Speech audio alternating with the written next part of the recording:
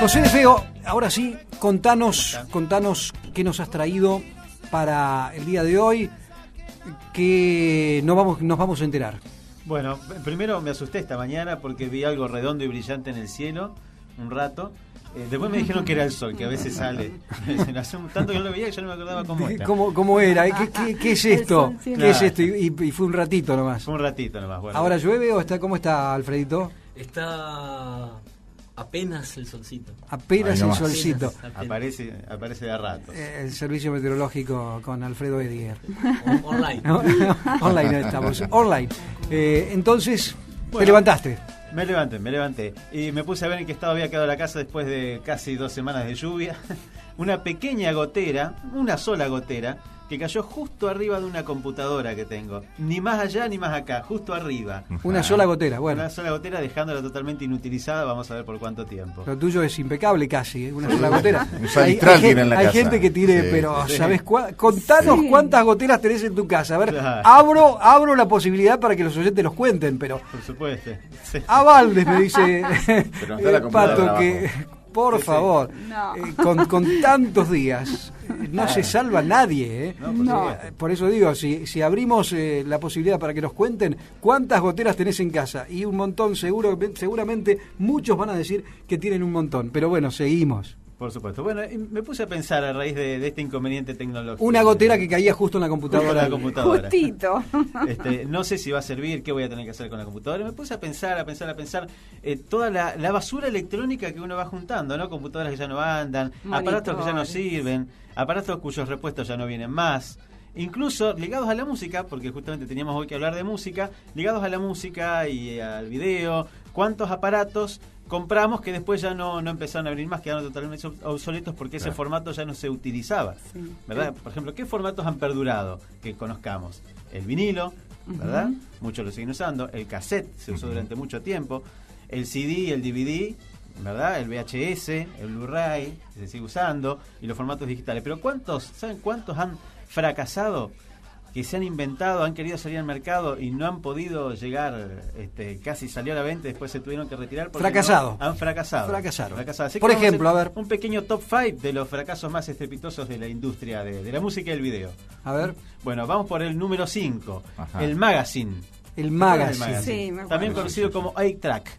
Pero eran demasiado grandes los Magazine. Era una especie de cartucho muy parecido al cartucho de Family Game, digamos, el cartucho de videojuegos. ¿Pero eso en qué año habrá sido? Eso en los 70 se popularizó acá en Argentina. 70. Lo que pasa es que fue un formato que acá se utilizaba para los autos. Autos. Era muy común ver en los 70 al Banana en la Coupé con el reproductor de Magazine. Banana en la Coupé. El problema es que, claro, después salieron los cassettes para autos, los autoestéreo para cassette.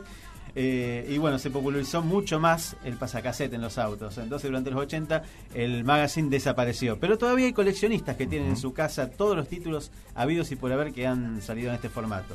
Si quieren buscar, búsquenlo como 8-track, porque es su verdadero nombre. Porque es un cassette de 8 pistas. Ahí está. No es como un cassette, digamos, que tiene dos rueditas, digamos. Duró poco y fracasó el Magazine. Duró poco y no pasó nada. Pero salieron muchos títulos.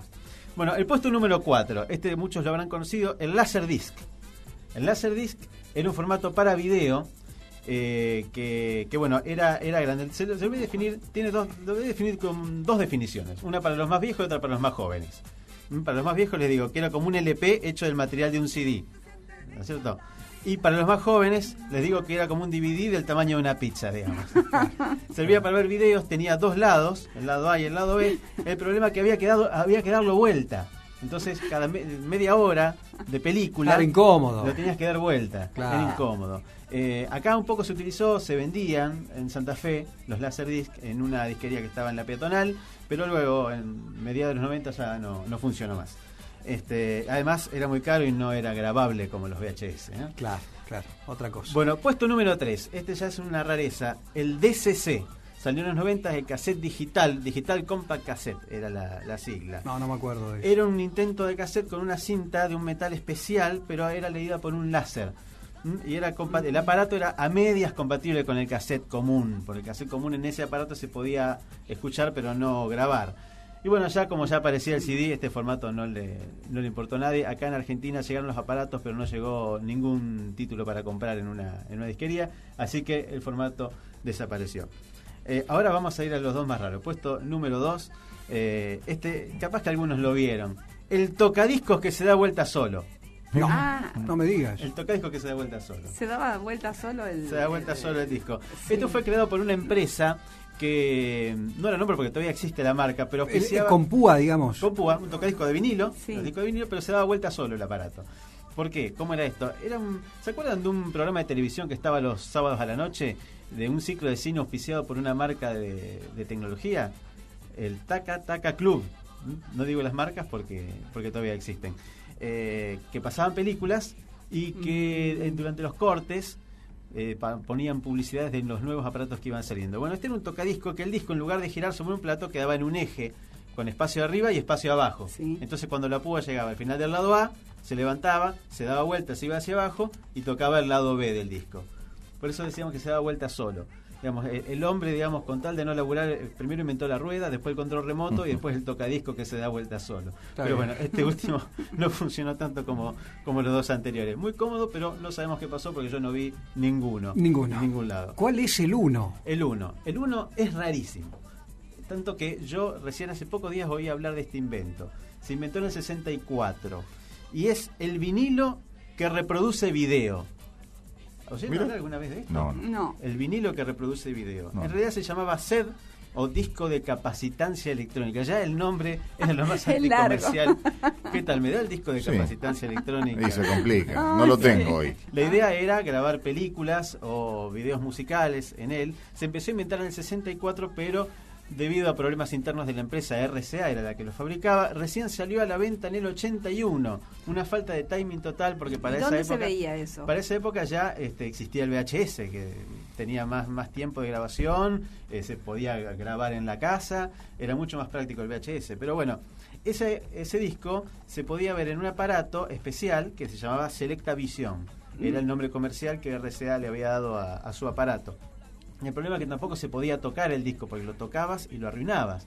Entonces, ¿cómo lo habían solucionado? El mismo estuche, lo acercabas al aparato, el aparato tomaba el disco, lo metía dentro, lo reproducía y después para sacarlo tenías que acercar el estuche y allí el aparato te devolvía el disco directamente al estuche. Justamente, ¿por qué fracasó? Porque tardaron 17 años en producirlo, en encontrarle la vuelta al formato, el material específico que tenían que usar. Entonces ya para esa época ya las empresas de televisión usaban el Betamax y en el hogar se utilizaba el VHS, que era mucho más práctico. Entonces por eso se vendió mucho menos de lo esperado. Ahora, pequeña paradoja, cuando dijeron RCA, no sacamos más el aparato, los discos empezaron a venderse muchísimo más que antes. Claro. Entonces dijeron, bueno, vamos a producir los discos 5 años más. Ahí se dejaron de vender nuevamente. Así que, bueno, eso es lo que pasó con el disco de capacitancia electrónica que seguramente nadie de acá ha visto uno. Pero en el ranking, dentro de las características del ranking, más de uno realmente ha escuchado que has nombrado algún elemento que seguramente pasó por su vida en todos estos años. El magazine. Fundamentalmente el magazine. Fundamentalmente el magazine. Hay muchos bananas con cupé. El Pato dice que usó el disco láser. El disco láser. Sí. Alfredo también. Sí, incluso, sí, hay gente que utilizó el disco láser. He visto en algunos negocios también el disco láser que lo utilizan para pasar videoclips. Pero después, lamentablemente, no prosperó el formato. Bueno, después el DVD se hizo muchísimo más práctico. Seguro. Sí. Bueno, José, un gusto como siempre. Bueno, el gusto es mío. Habrá más novedades prontito cuando vuelvas a estar por acá, pero José de Feo siempre nos trae algunas novedades para el mundo de la música.